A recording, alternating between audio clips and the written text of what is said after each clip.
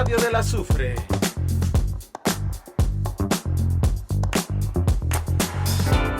Señal de unidad para América y el mundo.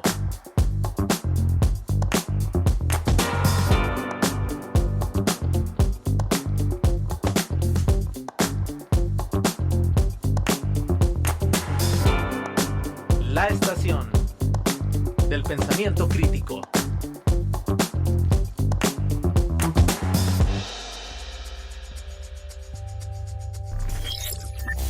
En estos días está en debate para su aprobación o rechazo nuestra propuesta de reforma a la Constitución para que la nación recupere el control de la industria eléctrica nacional.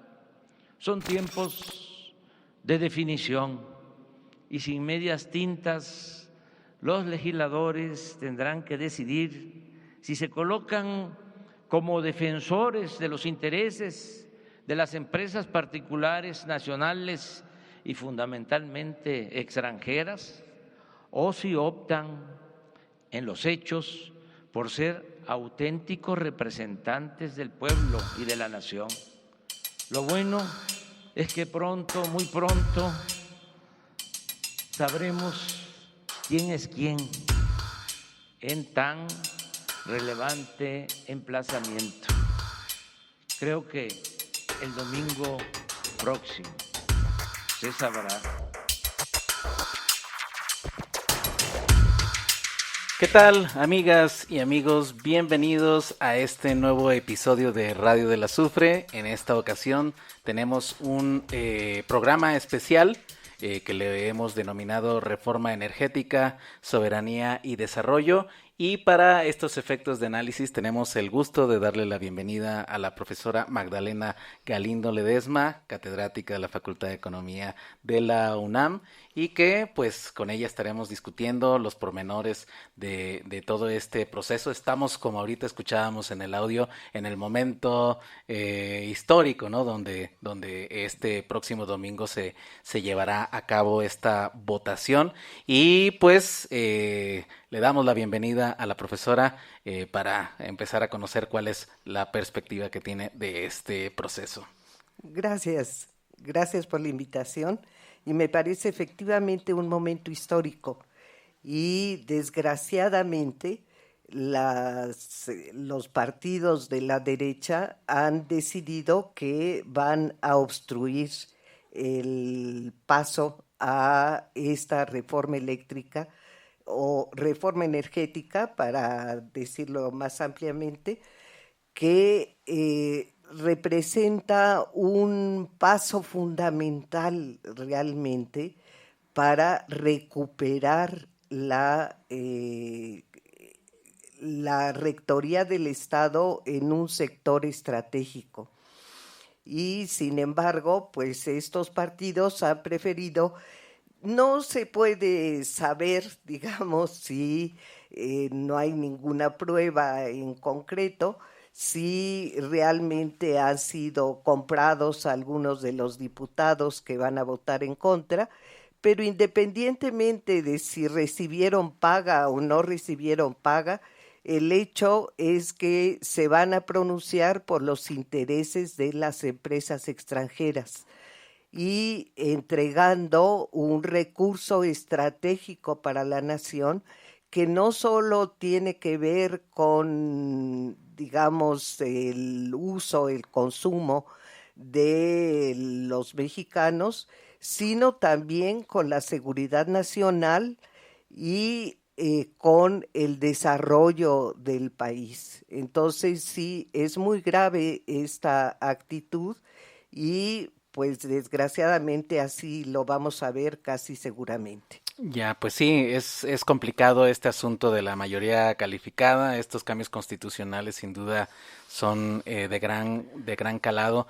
¿Cuál es la perspectiva que se puede observar digamos que al futuro próximo, en el sentido de que si se bloquea esta, ya el presidente ha hablado de hacer algunos movimientos con la ley minera con respecto al litio, aunque todavía quedarían pendientes el asunto de lo que se menciona, ¿no? El sector eléctrico en específico. ¿Cómo podemos entender cuáles son los siguientes episodios de la batalla?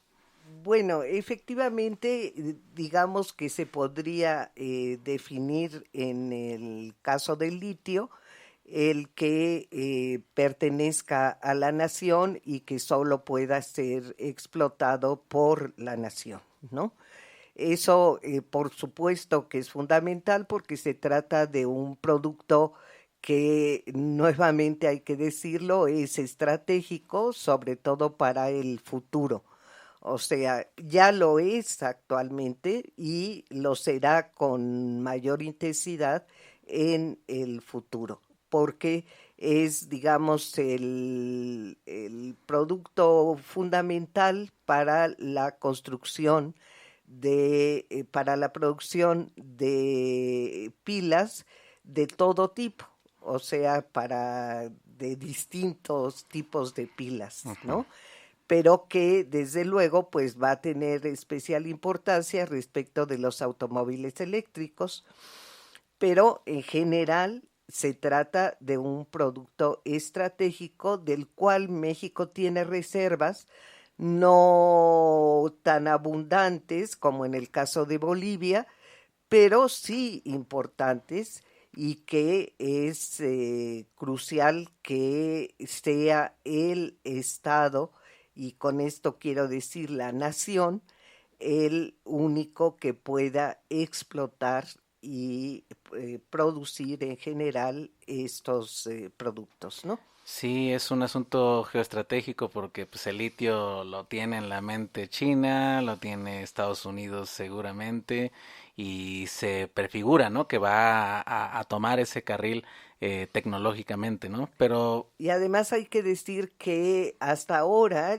o sea, desde el sexenio de Peña Nieto, se habían dado concesiones sobre el litio y las 30 concesiones que se habían dado, bueno, que se han dado hasta el momento, son de empresas extranjeras. O sea, todas estas concesiones son a empresas extranjeras. claro, o sea, vemos con claridad estos dos proyectos, ¿no? El Ujú. oligopólico transnacional y el de que posibilita la autonomía de los países, ¿no? O sea, si le Claro. sumamos el asunto eléctrico con lo que se está haciendo también con las refinerías, lo que se está haciendo con el litio, vemos como podemos decir pues que hay una planificación, estamos al regreso de una visión de planificación después de la larga noche neoliberal, ¿cómo podemos pensar esto? Por supuesto que son digamos, tres áreas. No es solo en el sector energético, digamos, donde hay lo que podríamos llamar una nueva política, o sea, ya una política nacionalista. Yo la caracterizo así, o sea, se trata de una política económica nacionalista y popular. O sea, esas serían las dos características de la política económica que ha llevado adelante el régimen del presidente López Obrador. Pero yo me quería referir un poco a estas campañas de mentiras que han surgido alrededor de la reforma eléctrica. Y en primer lugar, digamos que se pintan las empresas nacionales y sobre todo extranjeras que producen a partir de fuentes de energía limpias, como si ellos fueran los adalides de la energía limpia. Sí. Y en realidad hay que aclarar en primer lugar que actualmente la Comisión Federal de Electricidad produce el 55% de las energías limpias que hay en el país. Me corrijo porque me han corregido gente que sabe del tema, en concreto Miguel Breceda, que no se dice energías limpias porque la energía es la misma, surja de un lado o de otro, Claro. sino son las fuentes limpias de energía. Pero bueno, independientemente de esta corrección semántica, el hecho es que no es cierto que la Comisión Federal de Electricidad produzca a partir de fuentes sucias de energía y ellos, los privados, de fuentes limpias de energía. En realidad, la Comisión Federal de Electricidad produce el 55% de las energías limpias en el país. O sea que los privados solo producen el 45% de las energías limpias. O sea que esta es una falsedad total, ¿no? Uh-huh.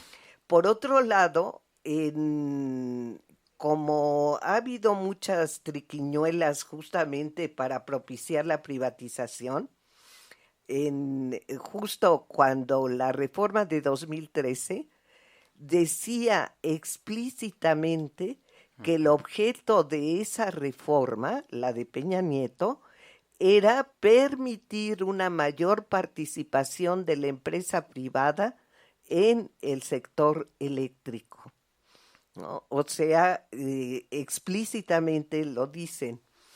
Y en efecto, digamos, con ese tipo de trampas, digamos, que crearon no solo con la reforma de 2013, sino ahorita me voy a referir a la estrategia que han seguido, pero con ese tipo de trampas, digamos, no consideraron fuente limpia de energía a las plantas hidroeléctricas, exacto, que son las más limpias de producción en general en el mundo, uh-huh, las hidroeléctricas. ¿Por qué? Porque la solar o la eólica, o sea, la de viento o la solar, pues también producen, digamos, por ejemplo, las hélices con las que se va a generar uh-huh, finalmente la energía, pues, o los paneles, exigen para su producción un gasto enorme de agua, en primer lugar, y también resulta que no son destructibles. Uh-huh. O sea, es como el plástico, ese daño ecológico que ahora hay mucha conciencia de lo que representa el plástico, pues lo mismo sucede con los materiales con los que se producen las plantas de energía eólica o de energía solar, ¿no? Uh-huh. Entonces, digamos que en primer lugar no son tan limpias. Uh-huh. Y las hidroeléctricas, esas no tienen esas consecuencias que tienen las otras, ¿no? Uh-huh. O sea, por eso se les considera las más limpias. Y esas tiene varias plantas, la Comisión Federal de Electricidad, pero resulta que los organismos estos autónomos que crearon con la reforma de Peña Nieto, pues resulta que no reconocen como fuente limpia de energía a las plantas hidroeléctricas. Uh-huh. Entonces, bueno, esa es una más de las trampas que van con aquella reforma, ¿no? Sí. Otro de los aspectos que me parece importante mencionar por las campañas que ha habido, que ha sido una verdadera avalancha, digamos, lo que se ha vivido en estos últimos tiempos. Otro de los aspectos, decía, es que se dice que va a ser un monopolio de la Comisión Federal de Electricidad y que eso es nefasto, digamos. La discursiva neoliberal siempre Sí, contra y resulta que es completamente falso. Se les concede el 46% del mercado de energía eléctrica en el país, ¿no? O sea, no hay una condición de monopolio de ninguna manera. Lo que sucede es que sí se les disminuye, porque hoy, con todas esas triquiñuelas que ha habido, pues resulta que las empresas privadas producen más del 60%, el 62% de la energía en el país, de la energía eléctrica en el país, y en cambio la Comisión Federal de Electricidad solo el 38%, que además tiene sus plantas paradas porque estos organismos no le conceden prioridad en el despacho de la energía. Se ha inundado Tabasco también ya 2 veces, ¿no? Con estas políticas, ¿no? Pues sí. Y bueno, eso habría que mencionar, digamos, las experiencias que están presentes actualmente o muy reciente, como el caso de Texas, en donde pues tardaron 2 meses en que se pudiera recuperar las condiciones, porque ahí la mayor parte de la energía la producen empresas privadas.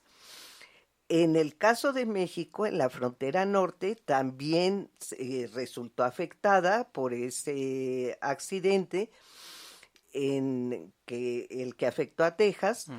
Y resulta que en México, gracias a la Comisión Federal de Electricidad, se recuperó en 2 días. O sea, realmente es una diferencia impresionante. Claro. Y eso, aquí conecto con otro aspecto, que eso no de las campañas, sino de las trampas, digamos. El hecho de que resulta que los empresarios privados no construyen redes de alto voltaje, sino que se conectan a las redes de la Comisión Federal de Electricidad. Entonces yo digo que eso es como que prenden diablitos, del mismo modo que los ambulantes, por ejemplo, pero en grande. O sea, realmente lo que a esto le han llamado la balcanización de las redes, justamente porque hay esta condición, digamos, además que no pagan por utilizar las redes de la Comisión Federal de Electricidad. Exacto. ¿No? Ellos no construyen, se conectan a las redes de la comisión y no pagan por ello. Pudiéramos decir que es el modelo, ¿no? De estar haciendo negocios al amparo de la producción colectiva para beneficios privados, ¿no? Exactamente, ¿no? Es realmente otro... Antes, no sé si te parezca bien que me refiera un poco a cómo ha sido este proceso de privatización.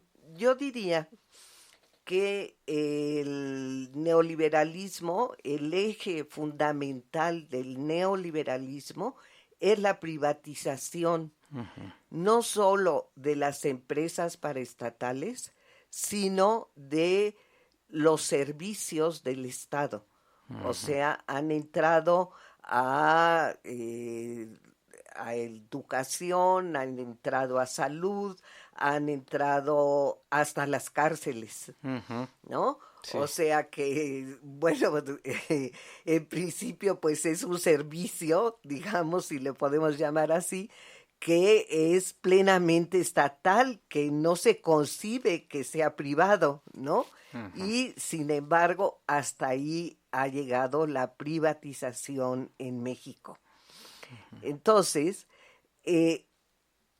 para conseguir, digamos que el país en México, a partir de 1982, cuando se inicia el neoliberalismo en México, se dio la privatización más amplia y más rápida en el mundo. O sea, fuimos campeones de privatización en el mundo. Pero en el caso de Pemex y de la Comisión Federal de Electricidad, digamos que esa privatización era difícil por una tradición histórica del país. O sea, la nacionalización del petróleo con Lázaro Cárdenas, la creación de la Comisión Federal de Electricidad con Lázaro Cárdenas, y después, en el sexenio de Adolfo López Mateos, se da la mexicanización o nacionalización de la industria eléctrica. Entonces, digamos que es una tradición o un valor, digamos, del Estado mexicano que resultaba difícil combatir. Y entonces lo que siguieron es una estrategia que fue primero crear una serie de contratos para abrir espacios, digamos, empezaron por los comedores o por otro tipo de servicio, por la limpieza, los servicios de limpieza, en fin, por distintos áreas, ¿no? Concediendo a empresas privadas que realizaran esas tareas en el interior de las empresas paraestatales. Después de eso, el siguiente paso fue, hay que recordar que cuando se estaba negociando el Tratado de Libre Comercio de América del Norte en Nueva York, hubo una cena en donde el principal negociador de México, que era Herminio Blanco, que era subsecretario de Comercio, tuvo una cena con una serie de empresarios estadounidenses. Y entonces los empresarios le dijeron que ellos donde querían invertir era en petróleo. Y entonces la respuesta de Herminio Blanco dijo, bueno, es que eso es muy difícil porque está en la Constitución que no puede haber inversión privada en petróleo. Pero estamos viendo cómo le damos la vuelta a la ley. Y efectivamente lo que hicieron fue, aparte de estos contratos en diversas áreas del sector energético, la otra táctica fue llevar a la quiebra a las empresas paraestatales, o sea, a la Comisión Federal de Electricidad y a Petróleos Mexicanos. ¿Y cómo los llevaron a la quiebra? Bueno, en primer lugar, en el caso de Pemex, pues exigiéndole como pago de impuesto cantidades que eran más que sus utilidades anuales. De tal modo que pues había una descapitalización, obviamente, porque no solo no se quedaba con sus utilidades, sino que daba más que sus utilidades, ¿no? También aquí hay que decir que el Pemex está reconocida como la primera empresa la primera empresa paraestatal de petróleo más eficiente. Y eso como paraestatales. Sí. Y como de todo el ámbito petrolero mundial, está en cuarto lugar de eficiencia. Potente la empresa. O sea, no es que haya, independientemente de la corrupción que ocurrió en Pemex y demás, lo que es propiamente la labor de los trabajadores de Pemex, pues esa es altamente eficiente, ¿no? O sea, no es cierto esto de que llegó a casi la quiebra por Y que vienen ahora a rescatarla, ¿no? Sí, las empresas privadas. Claro. Eso no es cierto, o sea, es altamente eficiente. Entonces, lo que, bueno, eso de quitarle las utilidades a Pemex y aparte el bajarle el presupuesto que se le tiene que dar cada año a la empresa, pues los recortes presupuestales se centraron en los servicios sociales durante el neoliberalismo, en salud, en educación, en los otros tipos de subsidio al salario o a las condiciones de vida de los trabajadores y en las dos empresas paraestatales más importantes del país, que son Pemex y la Comisión Federal de Electricidad. Entonces, en efecto, llevaron a las empresas a casi la quiebra por este saqueo, digamos, que se les hizo. O sea, por un lado reducirles el presupuesto y por el otro quitarles las utilidades, ¿no? Así es, sí. Entonces, la tercera táctica fue la reforma energética de Peña Nieto, ¿no? Ese fue la la estocada final, ¿no? O sea, para privatizar el sector energético. Decía yo que la comparación con Texas sería una que eso, digamos, afecta a la seguridad nacional, o sea, el hecho de que sean privados, empresas privadas, las que proporcionan la mayor parte de la electricidad, pues pone en riesgo la seguridad nacional, ¿no?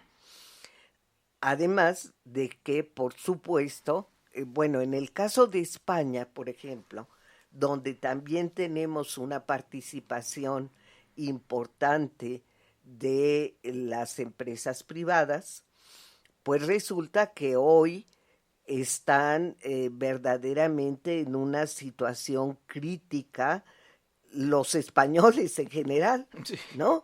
Porque resulta que han aumentado los precios de tal modo que simplemente la gente no puede pagar la electricidad, ¿no?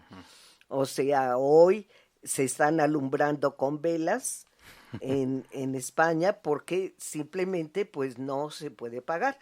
Pero digamos, las velas sirven para iluminar en la noche, pero no para el refrigerador, no para la calefacción, no para todo lo que, no para las computadoras, desde luego, etcétera. O sea, todo lo que ocupamos de electricidad, que yo digo que hoy prácticamente es imposible sobrevivir sin electricidad. Exacto, no podríamos estar transmitiendo en este momento, o si estuviéramos transmitiendo desde España estaría muy caro todo este tiempo de uso. Y es que sí hay un modelo agresivo, ¿no? Salvaje para el consumidor final, ¿no? Ahí en España. Y además, no sé cómo veas también este asunto de que pues también la situación de guerra está dejando muy claro que la dependencia energética, sobre todo que lo estamos viendo ahí en Europa, pues digamos que nos hace ver con claridad que es una muy mala idea esa dependencia bajo estas condiciones, hoy más que nunca quizá, ¿no? Por supuesto, O sea, también tiene que ver, por eso decía yo, con la seguridad nacional, ¿no? Y desde luego también con los consumidores, como se ve en el caso de España. O sea, el recuperar la rectoría del Estado en la electricidad en general, ¿no? En el litio también, desde luego, pues es algo verdaderamente significativo, histórico, necesario para el país, ¿no? Y es una vergüenza que estos diputados, digamos, estén viéndolo como asunto de favorecer a las empresas extranjeras. Decía yo, a lo mejor se les pagó, a lo mejor no se les pagó, pero de todos modos, lo que están defendiendo son los intereses de las empresas extranjeras en contra de la nación. Así es. O sea, de la nación y del pueblo de México, ¿no? Sí, justo. Pues ese es, pues todo este cóctel, como dices, de trampas, que muchas de ellas son ideológicas, muchas son intereses. Vimos también recientemente estos cabilderos, que coyotes les dicen también algunos, cómo están incluso ahí a un ladito de los diputados, cuidando estos intereses, ¿no? Em, eh, Tomando en cuenta todo esto que señalabas también de cómo agarraron todas estas grandes empresas con esta potencia de eficiencia que tienen y hasta tronarlas, lograr la balcanización, que me gustó mucho ese término, para poder ir a este núcleo que históricamente había sido muy difícil para los procesos de privatización. Pudiéramos englobarlo todo como un proceso de corrupción estructural. Y esto, la verdad es que también aprovecho para mencionar que leí este artículo tuyo, ¿no? Del capitalismo criminal como fase superior del imperialismo, en el cual, pues, estos que parecieran como que están por encima del mercado, en realidad son las operaciones nucleares, más cuando consideramos que no nada más son para beneficios tradicionales, por así decirlo, sino que también se convierten en activos para la especulación financiera. ¿Cómo ves todo este proceso?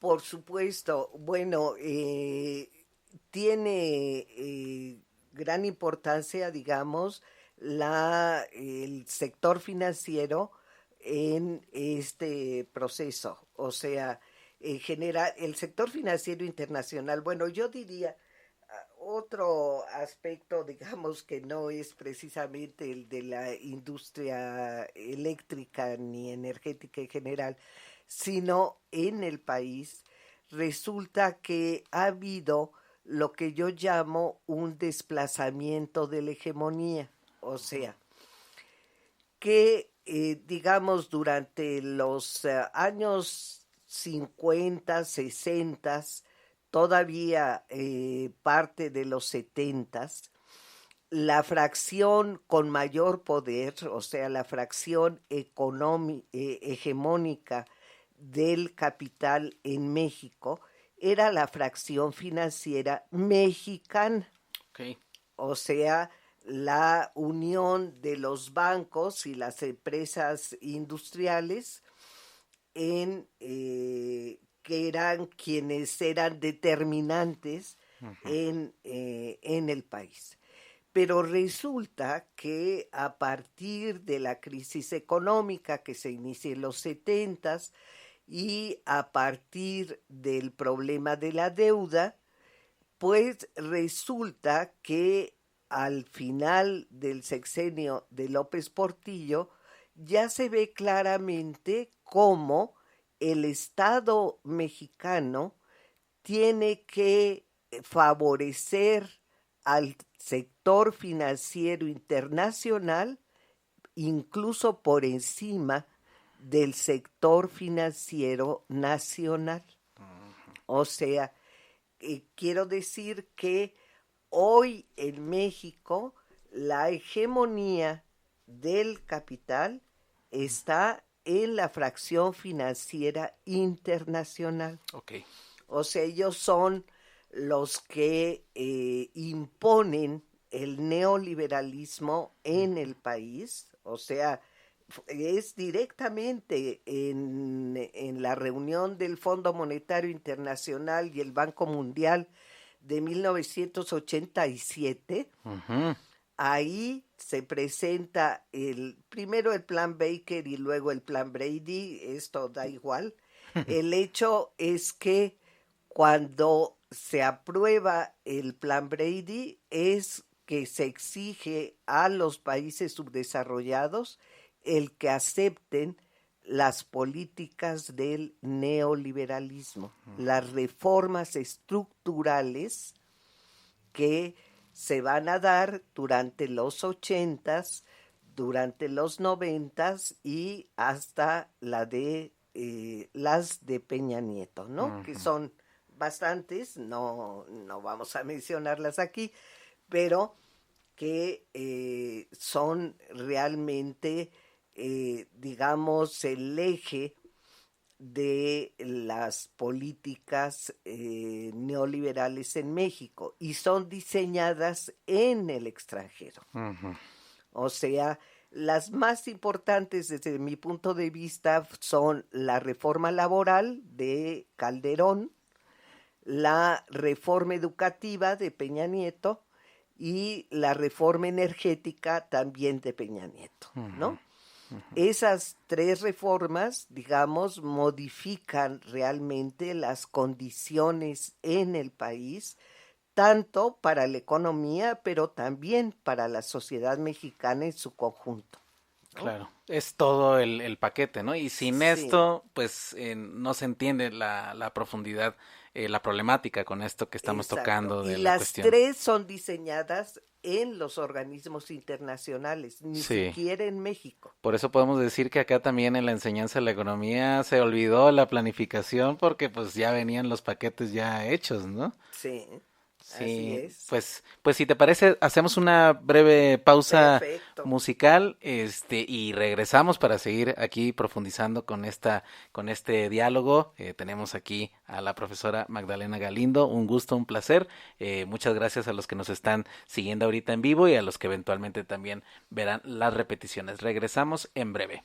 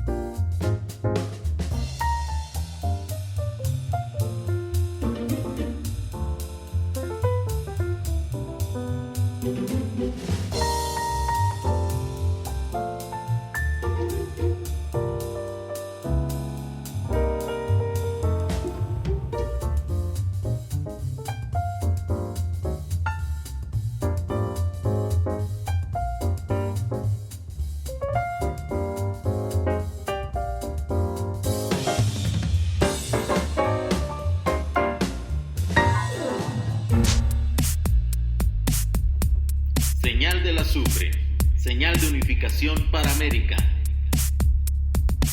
Estamos de regreso aquí en este episodio especial de análisis de lo que está sucediendo con la reforma energética, pero bueno, ya aquí lo hemos estado ampliando. Siempre la historia nos ayuda a tener esta visión de profundidad, cómo es que esto está afectando también a lo que llamamos soberanía, seguridad estratégica, y pues también las posibilidades que se pueden tener del país, ¿no? Un país que no tiene dominio sobre sus sectores estratégicos, pues obviamente que se puede pensar que los grados de éxito pueden tener barreras, ¿no? Y lo que se está intentando actualmente pues es la recuperación de la planificación, la recuperación de pues los elementos de restituir pues el desarrollo social, ¿no? Antes que el desarrollo extranjero de las ganancias. Y ahorita durante la pausa hablábamos de que pues también estamos en un contexto general. Hace ratito lo dijimos un poquito con respecto a lo que sucede en Europa, pero pues que también de fondo podemos decir que la situación de guerra, la situación de cómo se ha estado también ya poniendo en entredicho incluso el patrón monetario, ¿no? Este asunto, el dólar, que es como la estrategia de conjunto del imperialismo financiero, pues está alcanzando un límite crítico y que podemos ver en el futuro, digo, no sé qué tan inmediato, pero sí en el futuro, pues una reconfiguración del estilo de globalización que fue basada en el consenso de Washington y que ahora pues parece girar, ¿no? Entonces la autonomía energética pues es también, por así decirlo, un pase de entrada, una pregunta también colectiva que nos tenemos que hacer de cómo incluirnos en este proceso. ¿Cómo ves esta situación general de la guerra en este contexto? Bueno, yo creo que veo un conjunto de tendencias bastante preocupantes. O sea, desde el punto de vista político, digamos que para mí está claro que estamos viendo el surgimiento de un neofascismo. O sea, digamos que tiene todas las características. En el caso del gobierno de Donald Trump, es bastante claro cómo, digamos, se identifican todos los factores fundamentales del fascismo, o sea, o del nazismo, que es en última instancia dos expresiones del mismo fenómeno. Bueno, o sea, tenemos por un lado el hecho de que el sustento de ese régimen está justamente en el sector financiero del capital. O sea, es ese sector, el que digo que es hegemónico en México, es ese sector el que está sosteniendo, digamos, estas tendencias en Estados Unidos.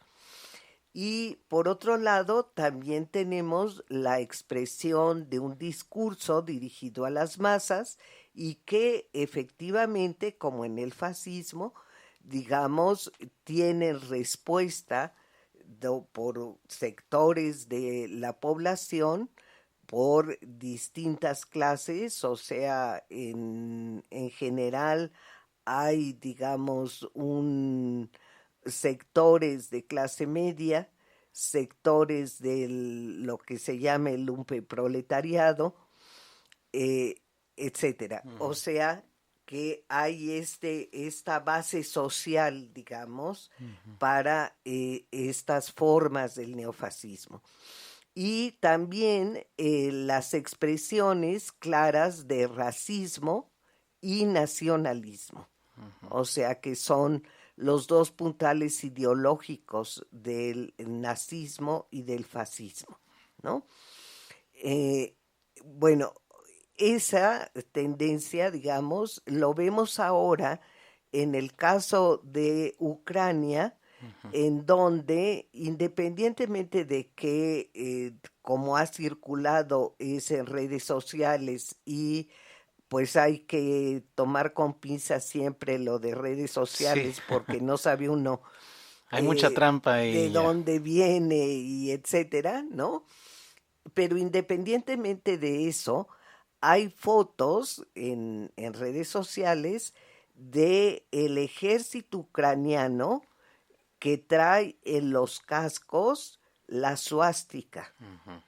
O sea que se reconocen explícitamente como, neofascistas. Sí, una reivindicación a plena luz del día ya. Exactamente, ¿no? Entonces, bueno, pues es realmente muy preocupante. Lo otro que hay que decir, bueno, que a la guerra se llegó justamente por la estrategia, digamos, de Estados Unidos de, digamos, de cercar a Rusia, ¿no?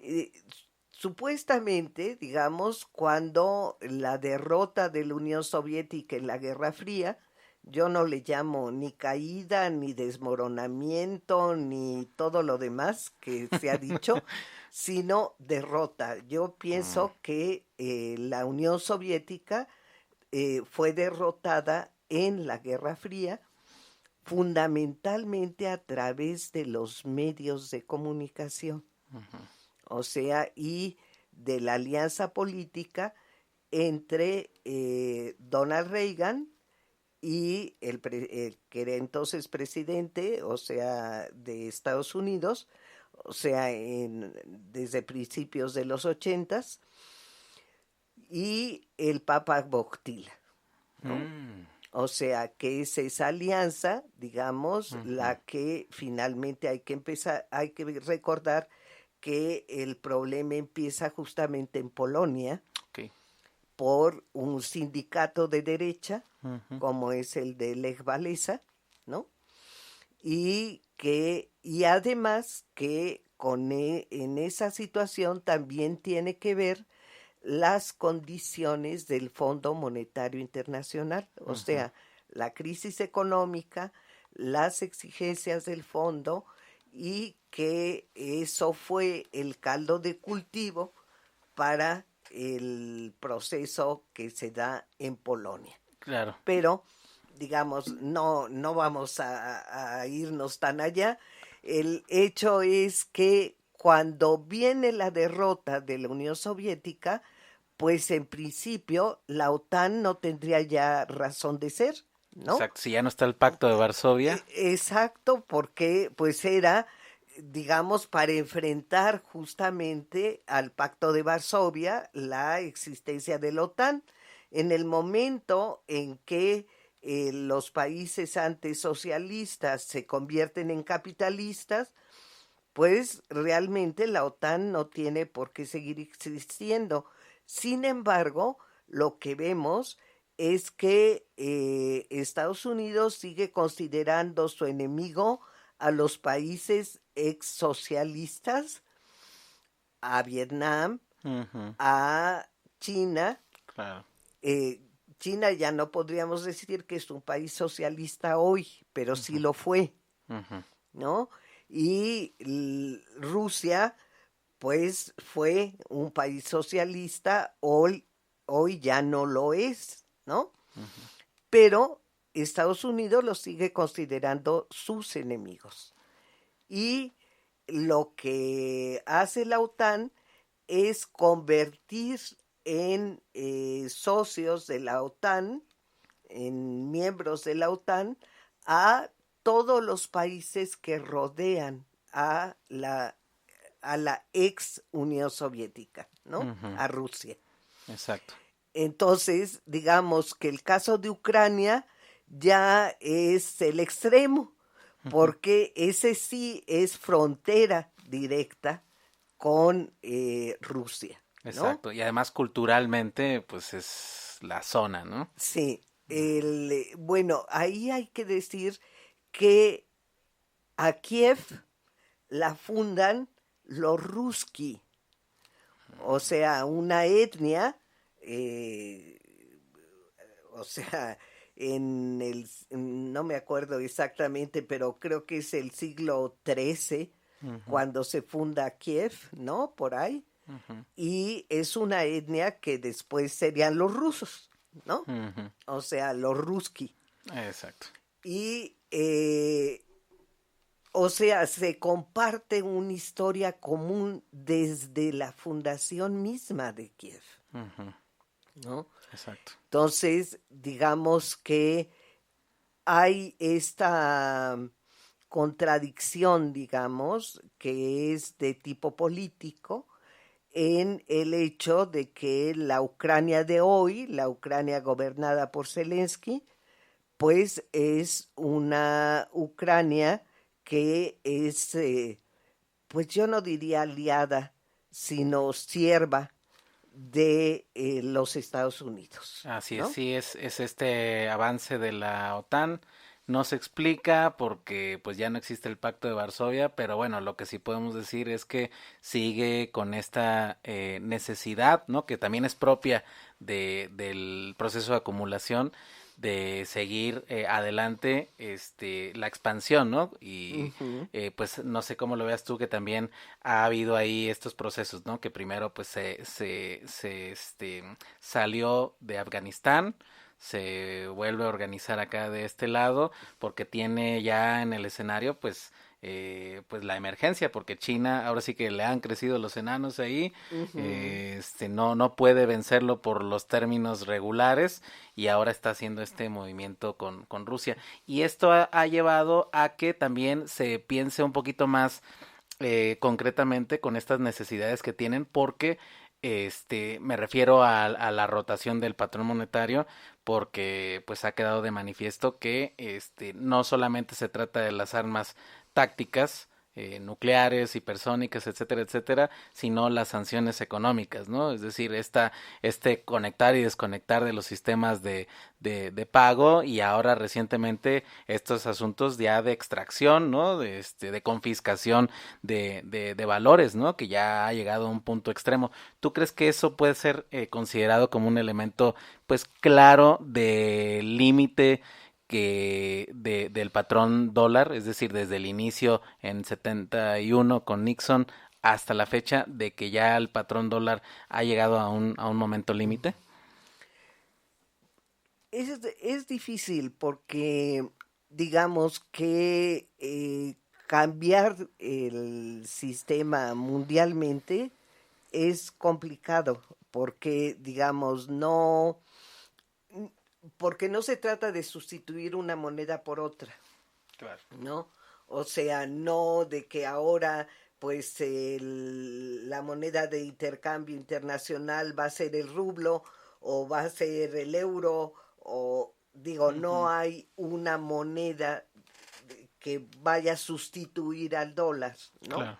Sino sería un distinto orden monetario internacional, digamos, porque evidentemente, digamos, los países subdesarrollados, por ejemplo, pues difícilmente podrían exigir el pago en otra moneda que no fuera el dólar, ¿no? Ujú.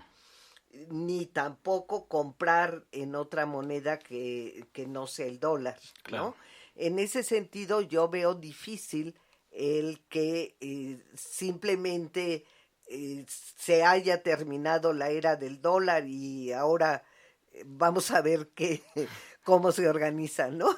Este, pero sí, eso sí, sí está en crisis, Mm. ¿no? O sea, no se puede todavía ver hacia dónde se va a cambiar, ¿no? Ujú. Pero lo que sí es que está en crisis y es que en realidad, digamos, esa es una expresión Ujú. más de lo que se puede decir que hay un deterioro de la hegemonía de Estados Unidos en el Claro. mundo. Cuando se termina la Segunda Guerra Mundial, Estados Unidos produce en distintas ramas hasta el 80% de la producción mundial, Ujú. ¿no?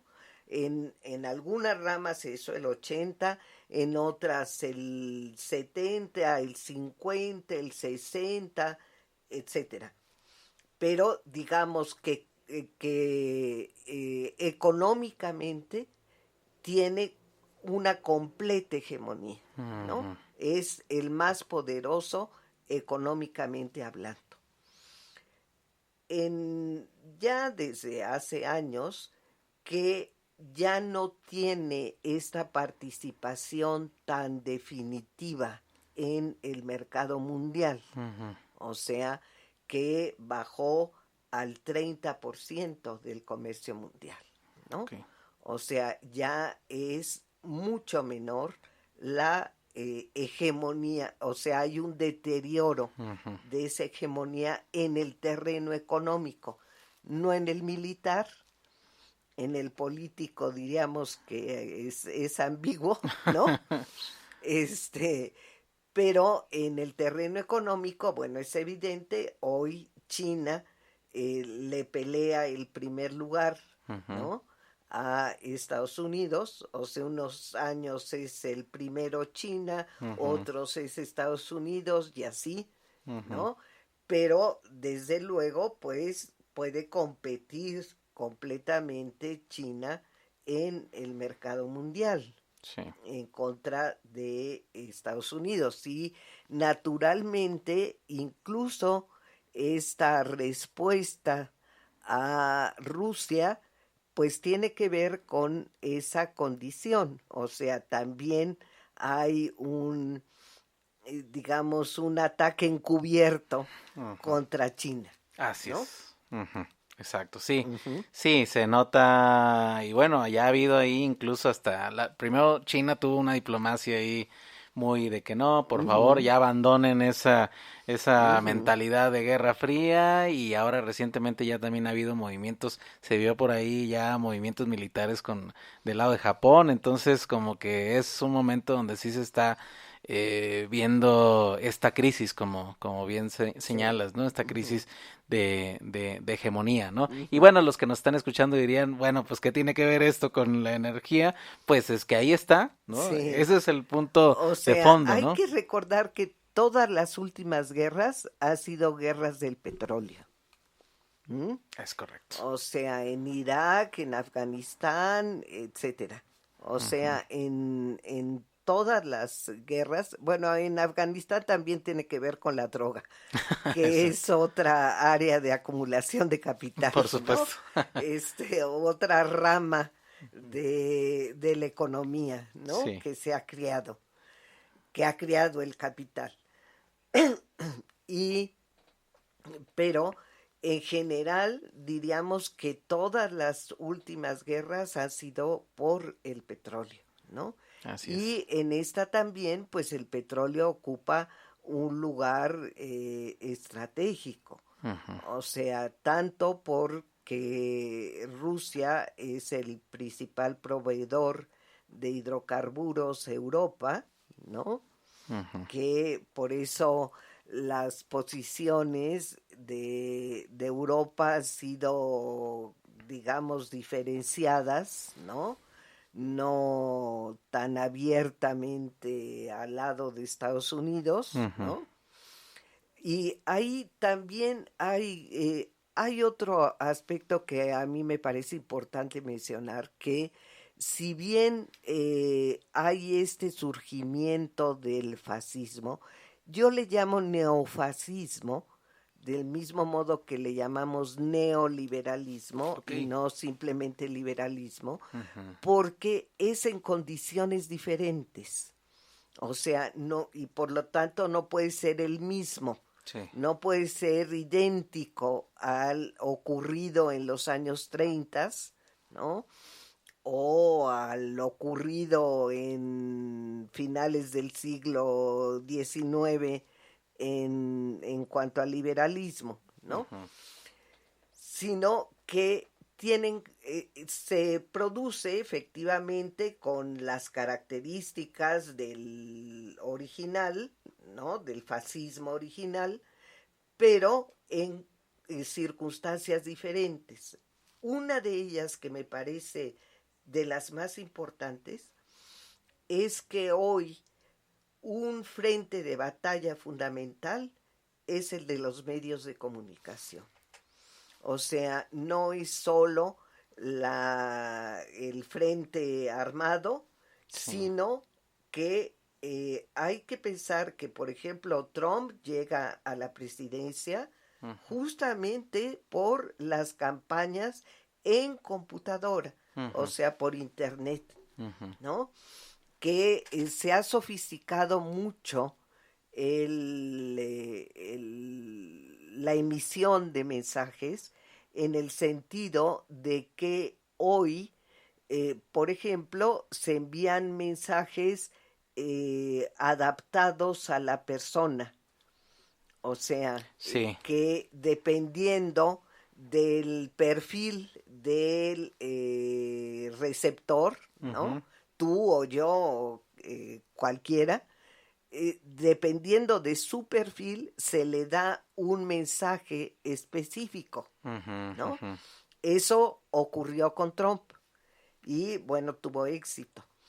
Y yo diría que la derrota de la Unión Soviética también tuvo un papel esencial la Internet, ¿no? Ujú. Y hoy lo que vemos son campañas mundiales, ¿no? Ujú. Sobre la crueldad de Rusia, que es una invasión Ujú. sin motivo porque quiere Se levantó en la mañana y dijo, quiero invadir. Ujú. un afán expansionista y Ujú. que se quiere apoderar de territorios y etcétera, ¿no?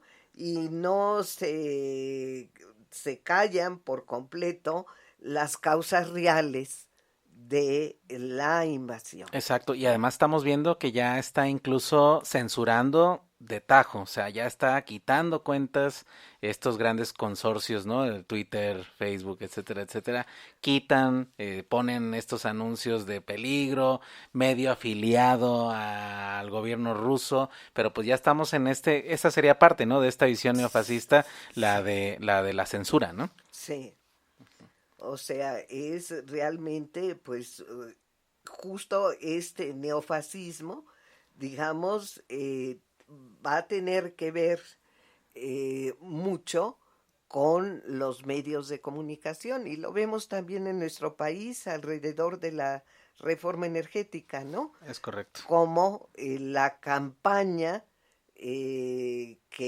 emprendieron las empresas del sector eléctrico, ¿no? Que se han beneficiado enormemente. Una cosa que no he mencionado es que por la operación de estos dos organismos autónomos de control de energía, Claro. que se crearon con la reforma de 2013, resulta que eh, en el despacho de la energía le dan prioridad a las empresas privadas y no a la Comisión Federal de Electricidad, de modo que no puede despachar la energía. O sea, no se le permite despachar la energía por el organismo autónomo, Claro. ¿no? Por eso es que se quería que desaparecieran como organismos autónomos. Sí. Bueno, pues eso de que no le permiten el despacho le causa una pérdida a la CFE de 220 millones de pesos anuales. Terrible. Y aparte, como la desmembraron, o sea, crearon varias empresas dentro de la Comisión Federal de Electricidad, ¿no? Entonces resulta que por un contrato que se llama legado, tiene que entregar la CFE energía a esta empresa que forma parte, pero es independiente, de la Comisión Federal de Electricidad. Y entonces, como no le dejan despachar la suya, entonces la tiene que comprar a los privados. Y eso le ocasiona otra pérdida de 215 millones de pesos anuales. O sea, que se obliga a la CFE a una pérdida de 435 millones de pesos anuales. Terrible. Para favorecer a las empresas privadas. Exacto. ¿No? Pues más claro la problemática no se puede expresar. Estamos llegando aquí ya a la recta final y pues no sin antes agradecerte, Magdalena Galindo, por haber estado aquí en Radio de la Sufre. Estamos, pues ya, hoy estamos transmitiendo en este viernes, el domingo, pues vamos a ver qué es lo que sucede. Y pues si me permites para terminar, hagamos una especie ahí de juego. Si tuvieras aquí a un diputado de esos que dicen que no van a votar a favor, ¿qué mensaje le darías? Pues que le han puesto a este diputado del PRI que va a votar a favor de la reforma, el Judas. Me parece cínico que hayan hecho eso y que los medios lo repitan. Pero yo diría que a los que van a votar en contra hay que decirles traidores a la patria, porque realmente es una decisión histórica, una decisión fundamental para México y que ellos están colocando por el lado de las empresas privadas extranjeras. Concuerdo totalmente. Pues muchísimas gracias. Aquí están los micrófonos siempre abiertos para cuando quieras regresar. Gracias a ustedes. Bueno, pues gracias también a los que estuvieron aquí acompañándonos. Esto fue Radio del Azufre con la profesora Magdalena Galindo. Y pues con este tema de coyuntura y de profundidad que estuvimos tocando con lo que hay alrededor de la reforma energética, pero también el momento de transformación histórico que estamos viviendo. Muchísimas gracias.